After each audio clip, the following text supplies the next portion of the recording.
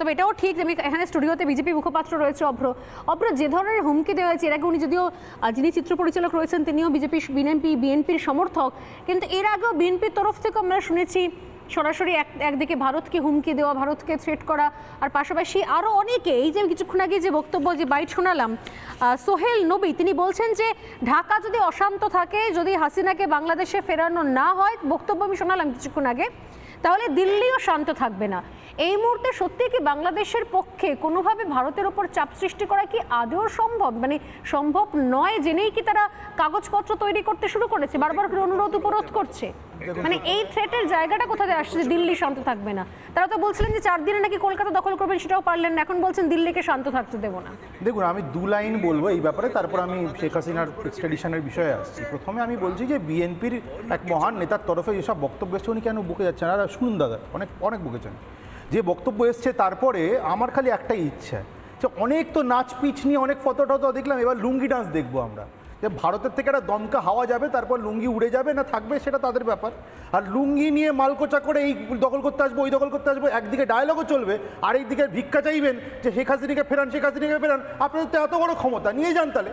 আসলে তো 174টা জঙ্গিকে আপনারা ছেড়ে দিয়েছেন পরিষ্কার বেলে, 150টা বন্দুক এখন আপনারা উদ্ধার করতে পারেননি, আর আপনারা এত বড় বড় কথা বলছেন। সেসব নয়, ঠিক আছে ছাড়ুন, আমি ওইসবে ঢুকছি না। যেখানে যেই ট্রাইব্যুনালে শেখ হাসিনার বিচার চলছে নাকি, ইন্টারন্যাশনাল ক্রাইমস ট্রাইব্যুনাল, সেটা নিয়ে আমি একটু গবেষণা করছিলাম। গোল্ডেন গেট বিশ্ববিদ্যালয়, এটা হচ্ছে ইউএসের একটা বিশ্ববিদ্যালয়। আপনারা এমন একটা ট্রাইব্যুনাল বানিয়েছেন আর এমন ট্রাইব্যুনাল চালাচ্ছেন, ওই ট্রাইব্যুনালের কার্যকলাপ নিয়ে মানে গবেষণা হচ্ছে বিদেশি লেভেলে। কেন জানেন? কারণ ওই ট্রাইব্যুনালের বৈধতা নিয়ে প্রশ্ন উঠে গেছে।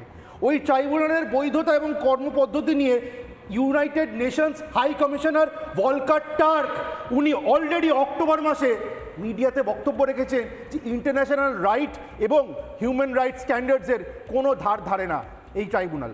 এটা ছেড়ে দিন। এই ট্রাইব্যুনালের আরেকটা কথা বলে দিই, আমাদের দেশের আইনে ফটো বা নিউজ পেপার রিপোর্ট কিন্তু আইনত এভিডেন্সিয়ারি ভ্যালু নেই, কিন্তু অদ্ভুতভাবে একটা জায়গায় এরা তৈরি করেছেন ইন্টারন্যাশনাল ক্রাইমস ট্রাইব্যুনাল, যেখানে নাকি নিউজ পেপার রিপোর্ট আর ফটো দেখিয়ে প্রমাণ করা যায়। অবস্থা ভাবুন, এরা বড় বড় ডায়লগ মারছে। আর এক্সট্রাডিশন ট্রিটিটা আমি অশিক্ষিতদের একটু বলে দেবো, যে বিএনপি ছাপ অশিক্ষিত যারা লোকজন আছে বা জামাতি অশিক্ষিতদের বলে দেবো, আপনারা একটু এক্সট্রাডিশন ট্রিটিটা পড়ে দেখুন। আর্টিকেল 8 অফ দ্য এক্সট্রাডিশন ট্রিটিতে পরিষ্কার লেখা রয়েছে যে যদি গুড ফেথ না থাকে তাহলে কেউ এক্সট্রাডাইট করতে বাধ্য নয়। আরেকটা কথা বলে দিই, ফারাদ মাজারকে নিশ্চয়ই চেনেন, আমাদের চেনার প্রয়োজন নেই। ফারাদ মাজার আপনাদের দেশের একজন নামকরা সাহিত্যিক এবং তিনি ইউনুস সরকারের একজন কিন্তু সিম্পাথাইজার। উনি নিজে একাধিকবার আপনাদের দেশের মিডিয়ায় বলেছেন যে এখন যে কোট আনকোট সরকারটা চলছে সেটা সাংবিধানিকভাবে অবৈধ। এবার আপনি মহান বিএনপি নেতা, আপনি আমাকে বুঝিয়ে দিন তো, একটা অবৈধ সরকারের নোট ভার্বালের 5 পয়সা দাম আছে নাকি ওটা মুড়ির ঠোঙার মতো একই ব্যাপার? এই উত্তরগুলো দিতে হবে। সাইমন তারিকের কাছে এবং নাজমার কাছে আরো একবার আসবো।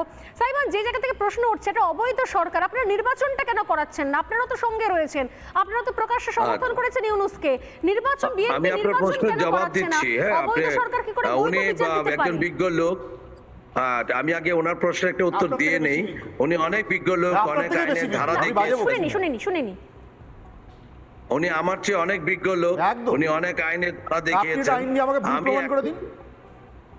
না আমি আপনার কথার সময় আমি কথা বলিনি, আপনিও কথা বলবেন না, এটা কার্টিসের মধ্যে পড়ে। আমি আগে আপনাকে সম্মান দিয়ে কথা বলছি যে আপনি অনেক বিজ্ঞ লোক, আমার চেয়ে বিজ্ঞ লোক, আমি আগেই বলে নিলাম। আমি আপনার কথার মধ্যে কোনো কথা বলি নাই, আমি শুনেছি আপনি অনেক আইনের ধারা দেখিয়েছেন, এই কারণে আমি এত আইন জানি না। আমি খুব সহজ সরল একজন মানুষ, সহজ সরল মানুষের ভেতরকে আমি জানি আমার দেশের যতগুলো এতদিন 15 বছর যে রাজত্ব করেছে, এই রাজত্বটাই তো ছিল অবৈধ। এই রাজত্বটাই তো অবৈধ। জনগণ তো কোনো ভোটই দিতে পারেনি, তাহলে উনি নিজেই তো অবৈধ। তা উনি আবার আরেকজনকে অবৈধ বলে কিভাবে? এটা তো কোনো দিতে পারি নাই। নাজমা কৌসার, সাইমন তারিক বলছেন যে যিনি এতদিন ধরে সরকার চালিয়েছেন তিনি তো অবৈধ সরকার চালিয়েছেন, জনগণ ভোট দিতে পারেনি, তাহলে শেখ হাসিনাও তো অবৈধ হলো। কি বলবেন নাজমা কৌসার? ওনারা এটা বলতেই পারেন গায়ের জোরে অবৈধ, যে নির্বাচনগুলো হয়েছে পৃথিবীর কোনো দেশ কি, পৃথিবীর সকল দেশ সেই নির্বাচনকে গ্রহণ করেছে। ভোটার সংখ্যা উপস্থিতি কম থাকা মানেই নির্বাচন অবৈধ নয়। এই যে আওয়ামী লীগ যারা করে না, তারা এই কথাগুলো অবৈধভাবে বলেই যায়। বিশ্ব রায় দিয়েছে, বিশ্ব এই করেছে। রাখেন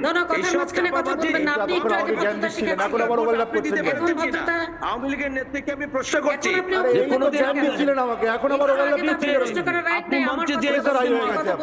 ভোট দিতে পেরেছেন? সন্দেহ আছে। সময় সময় একদম শেষ। আমি সত্যি দুজনকেই প্রশ্ন রাখলাম, বৈধ অবৈধর মাঝখানে বাংলাদেশের মানুষ কি পাচ্ছে, কি পাচ্ছে? ভারত বিদ্বেষ পেয়েছে, টানা হিন্দু বিদ্বেষ পেয়েছে, আর এই মুহূর্তে যে অবস্থা, বাজার দোকান আগুনের উপর রয়েছে, দাঁড়িয়ে রয়েছে, তারপরও সমস্ত উস্কানিমূলক মন্তব্য যাচ্ছে, জঙ্গিরা খুলেআম ঘুরে বেড়াচ্ছে। এর কি আদৌ সলিউশন হবে? ভারতের চিন্তা থাকার দরকার। যারা বলছেন ভারত কেন চিন্তা করবে, কারণ ভারতের প্রতিবেশী দেশ। আমরা পশ্চিমবঙ্গ, আমাদের ঘাড়ের ওপর রয়েছে একটা বর্ডার, এতগুলো জঙ্গি আপনারা ছেড়ে দিয়েছেন, আমরা কোথায় যাব? চিন্তা হওয়ার কারণ রয়েছে, আর দুশ্চিন্তা থেকে আমরা বারবার এই প্রশ্নগুলো করছি। সময় একদম শেষ, আবার আলোচনা করবো আগামীকাল। তবে এই মুহূর্তে একটা গুরুত্বপূর্ণ ব্রেকিং দিয়ে আমি আজকে ডিবেটটা শেষ করব। ভারত ছাড়া কি সত্যি গতি আছে বাংলাদেশের? কেন বলছে এই মুহূর্তের আজকের বড় খবর, ভারত থেকে চাল আমদানি বাংলাদেশের আরো একবার। আজ বৃহস্পতি, আজকে মানে এর মধ্যেই বাংলাদেশে ভারতের চাল ঢুকছে। বৃহস্পতিবার আগামীকাল বাংলাদেশে ভারতের চাল ঢুকছে নতুন করে 24,690 টন। বৃহস্পতিবার চট্টগ্রামে পৌঁছবে চাল, এটা অফিসিয়ালি জানালো বাংলাদেশের খাদ্য মন্ত্রণালয়।